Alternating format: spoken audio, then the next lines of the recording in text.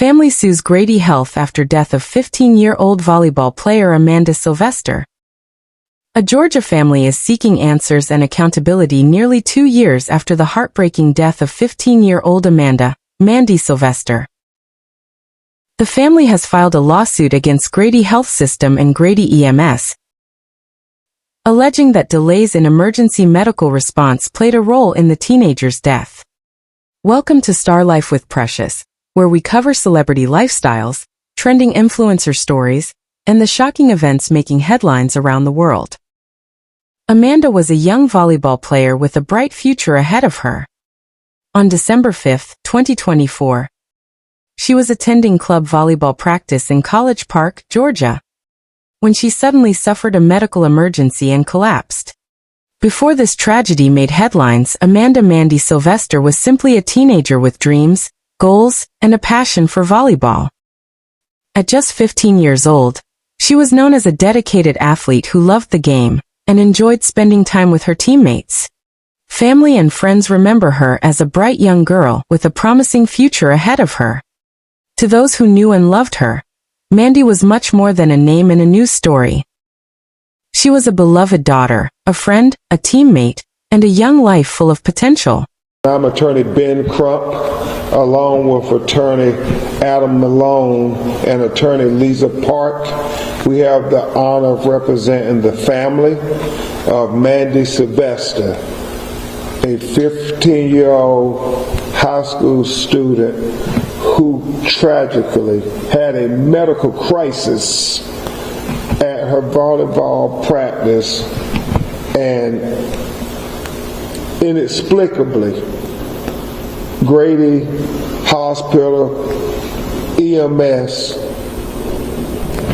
did not have an ambulance to come to provide life-saving aid and transfer her to the hospital when they called 911. But the story goes so much deeper than that, and you're going to hear from her. So we're here today to announce that we have filed a multi-million-dollar lawsuit against Grady Hospital Corporation and Grady EMS on behalf of the estate of Mandy Sylvester. According to the lawsuit, coaches and others at the scene immediately recognized that Amanda needed urgent medical attention. Emergency services were contacted, and everyone waited for an ambulance to arrive. But according to the family's claims, help did not come quickly enough. As the minutes passed, Amanda's condition reportedly continued to worsen. My name is Barbara Sylvester. I'm sorry. Amanda was my daughter, my baby, the youngest of 4 kids. And that day, I took her to volleyball practice like we've done many times before. I dropped her off. She ran in, and I parked the car. And I put my seat back and pulled out my Kindle to enjoy some peace and read while she was in practice. And a few minutes later, I get a phone call. And it says, "Can you come back?" I said, "Well, I'm outside." He said, "We need you to come inside." I thought, did I miss a payment? You know, something happening, a meeting? I go inside and I see all the girls in the foyer. And they say, "She's in the gym." And I go in the gym and I see my child on the floor with the coaches over her. And so I go over to see what's going on. And they tell me they called 911, that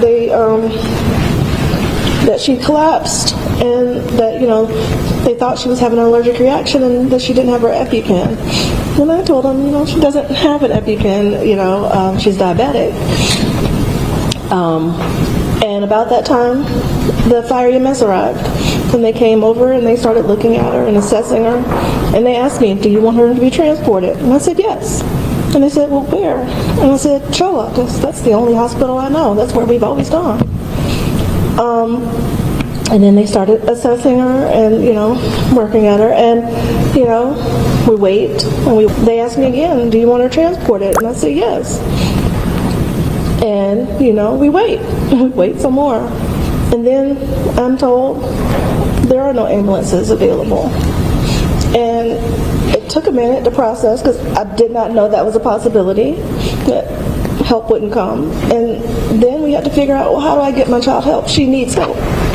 And then we're told there's no other way to transport her. And so we put her in my car. And I leave. I immediately get stuck in traffic.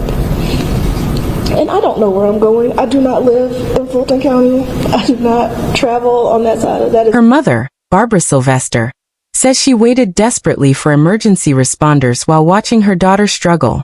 Eventually, fearing that there was no more time to lose, Barbara made the difficult decision to transport Amanda to the hospital herself. In emotional remarks during a recent press conference, she described the terrifying experience of listening to her daughter suffer while racing to get her medical help. She said the drive took approximately 45 minutes, and that by the time she arrived at the hospital and returned from parking her vehicle, Amanda had gone into cardiac arrest. It was a moment that would change her life forever. Amanda died later that evening. The lawsuit, announced by civil rights attorney Ben Crump and the family's legal team, argues that the emergency response system failed Amanda during a critical window when treatment may have made a difference. According to reports, an autopsy later determined that Amanda died from pulmonary emboli, which are blood clots that travel to the lungs and can become life-threatening if not treated quickly. The family's attorneys contend that these blood clots were potentially treatable, and that a faster emergency response could have improved Amanda's chances of survival. The lawsuit seeks damages and accountability from the organizations involved. Representatives for Grady Health System have not publicly commented in detail on the allegations contained in the lawsuit, and the claims will ultimately be examined through the legal process. As the case moves forward, the Sylvester family says their goal is not only to seek justice for Amanda, but also to push for improvements that could help prevent similar tragedies in the future. For Amanda's family, this lawsuit is about more than legal action. It is about a daughter, a teammate, a friend, and a young life that ended far too soon. Now, they hope her story will spark important conversations about emergency response systems and the importance of rapid medical care during life-threatening situations.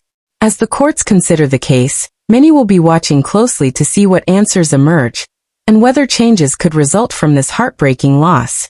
What are your thoughts on this case? Share your respectful opinions in the comments below. And if you found this report informative, don't forget to like, subscribe, and turn on notifications for more updates on important stories making headlines across the United States. Thank you for watching.